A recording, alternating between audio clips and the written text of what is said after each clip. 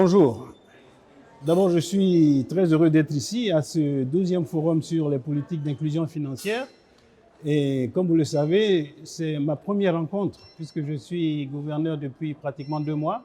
Mais j'ai tenu à participer à cette visite parce que AFI, c'est important.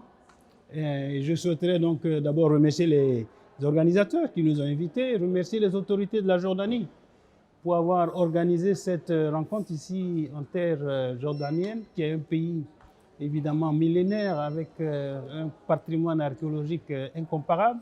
Remercier également la Banque centrale de la Jordanie, qui a été un architecte de cette rencontre, puisque depuis 2019 déjà, il s'était prononcé pour organiser ça.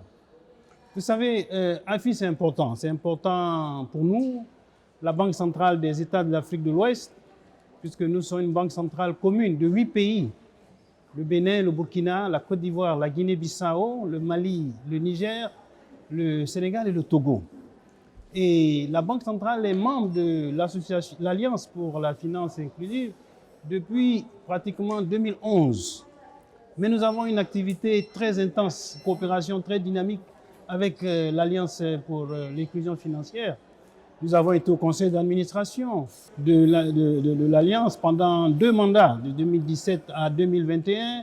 Nous avons co-organisé des rencontres en Côte d'Ivoire sur le renforcement de l'inclusion pour le genre. Et nous avons donc des activités communes. Nous avons le bureau pour l'Afrique qui est basé à Abidjan, donc dans notre région. Et donc c'est une coopération très dynamique.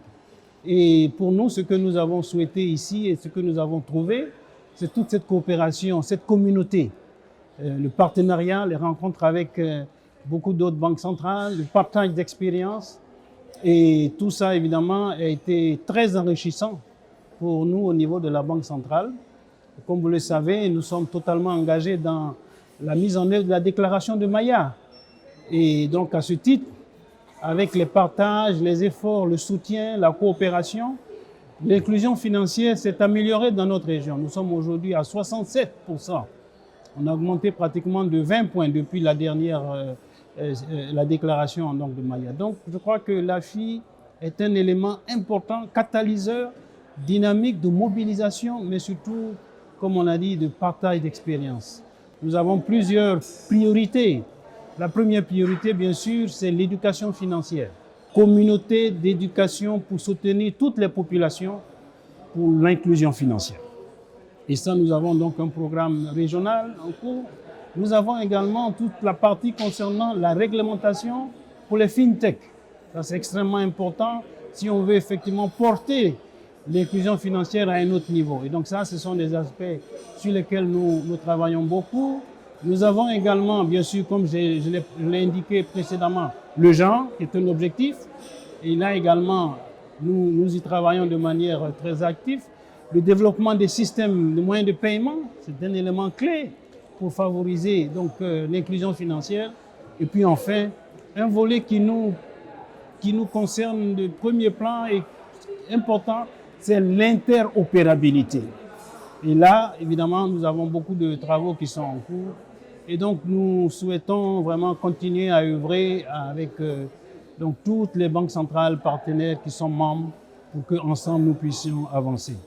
Donc, c'est pour moi le lieu, enfin, de remercier et de féliciter l'unité de gestion avec le docteur Annick. Je crois qu'il fait un travail extraordinaire et je crois que tous les progrès qu'on a pu faire, évidemment, sont pratiquement à son actif.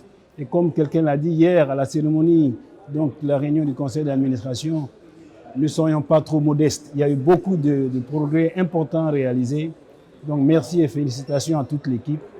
Au niveau de la Banque centrale, nous sommes un partenaire clé et nous souhaiterons continuer dans cette coopération avec tous les pays membres, toutes les banques centrales, les organisations qui soutiennent donc pour l'amélioration de l'inclusion financière dans notre région et bien sûr en Afrique et dans le monde. Alors, déjà, il faut dire que l'Alliance pour l'inclusion financière apporte beaucoup pour la Banque centrale. Comme je l'ai dit, elle offre une grande plateforme de communication, de partage et d'expérience. Ensuite, elle nous apporte un soutien technique important.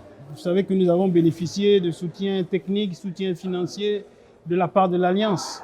pour justement, dans la formation, dans le soutien au développement de certains axes clés pour l'inclusion financière. Et également, bien sûr, comme je l'ai dit, c'est vraiment pour maintenir dans le réseau international de tous les pays membres qui sont donc dans l'Alliance et donc qui nous permet donc d'avoir ces expériences, ces pratiques qui sont justement pour nous un objectif, c'est-à-dire d'améliorer et donc de faire, de partager les meilleures pratiques pour pouvoir bien sûr atteindre nos objectifs. Alors comme je dis, c'est ma première participation et je dois dire que j'ai été extrêmement impressionné. D'abord, de voir le nombre de participants, le nombre de banques centrales, le nombre de partenaires et présents à cette rencontre ici en Jordanie. Bien sûr, il y a eu 2 années où il n'y a pas eu de rencontre avec l'impact de la Covid. Donc c'est une reprise. Mais ça montre la vitalité, le dynamisme de l'organisation. Ça montre tout l'intérêt que tous les participants ont par rapport à l'inclusion financière, qui est un objectif extrêmement incontournable pour le développement économique inclusif dans tous nos pays. Et donc, c'est la première chose que j'ai tirée, donc l'engagement de tous les participants à être présents à cette rencontre. Et pour nous, comme je l'ai dit, ça nous offre une opportunité. La présence, le dynamisme, le partage d'expériences, les échanges ouverts, francs, et puis également, bien sûr, les conclusions qu'on tire et comment on s'organise. Et ce que nous avons aussi noté, le 3e point, c'est qu'on a vu une progression constante dans toutes les activités, dans tous les résultats. Et pour nous, ça, c'est un signe d'espoir. Ça veut dire que si on s'y met ensemble, on peut réduire le gap. On peut réduire le gap de l'inclusion financière, améliorer l'inclusion financière, intégrer les femmes, intégrer les jeunes, les groupes cibles, pour que vraiment l'inclusion financière soit une réalité concrète. Parce que nous savons, inclusion financière, ça veut dire développement économique, social, humain, inclusif, pour un partage donc, de tous les membres de la communauté.